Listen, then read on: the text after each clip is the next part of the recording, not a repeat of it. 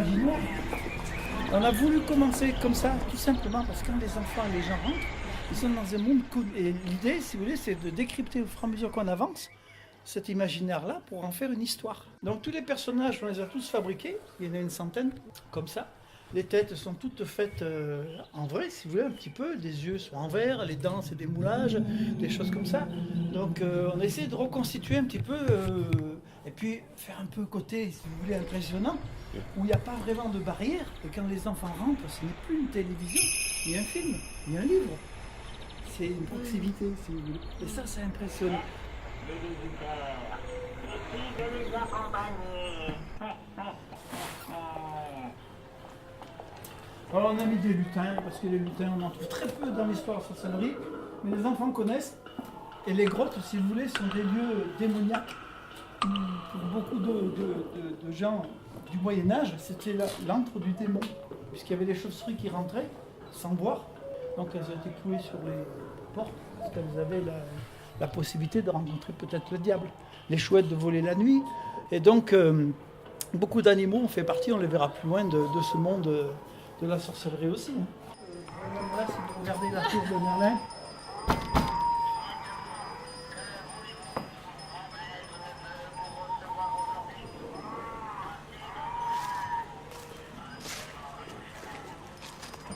là, il tourne depuis 25 ans. Il écrase, il fabrique de l'or, je sais pas quoi. Et ces gens avaient péri brûlés aussi souvent sur les bûchers à cause de leur connaissance, si vous voulez. Ah, ça, c'est la fée Morgane qui va voir Merlin l'enchanteur dans la tour. Et ça, c'est le dragon. Et taille réelle. Et la chouette, il faut savoir que chez les Grecs, c'est une déesse, Athéna. Et vous avez l'araignée, bon, ça on raconte qu'elle est cachée dans le plafond, qu'elle observe, qu'elle raconte des trucs et des histoires. Le chat, de préférence noir, parce que le noir, comme le corbeau, est dans les textes sacrés, le blanc est pur, le noir est impur. Ça permet de nous autoriser à faire des choses qui ne sont pas tolérables, si vous voulez. Mais on l'a fait au nom de quelque chose qui était bon pour eux. Ça, c'est un sabbat reconstitué où vous avez le grand bouc, si vous voulez, qui est le maître de l'assemblée et qui fait que les sorciers et sorcières viennent se rassembler, ce qu'on appelle le sabbat. Voilà. Bon, les femmes, premières sorcières qui sont plutôt magiciennes à travers l'Europe, c'est Médée, Circé, qui sont capables de rajeunir des hommes et des animaux. Elle montre ici comment elle fait pour rajeunir un animal à Aesone, un personnage important. Donc on parle ici un petit peu des druides, des celtes, si vous voulez, où là on avait plus dans notre histoire, si vous voulez, on a plutôt favorisé les hommes comme étant des cueilleurs de gui pour faire la potion magique de Astérix et Obélix. Donc là, on a pour commencer l'histoire les pratiques occultes, où on a une femme en train de pratiquer quelque chose avec un onguent qu'elle fabrique, à base, vous voyez ces plantes-là qui sont piquantes, ça s'appelle le datura.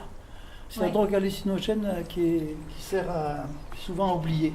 Là, vous avez un test de l'eau, si vous voulez, un test qui a servi pendant 8 siècles, à savoir si vous êtes sorcière ou pas. On vous plonge dans l'eau. Si vous coulez à pic et que vous êtes noyé, vous êtes innocent.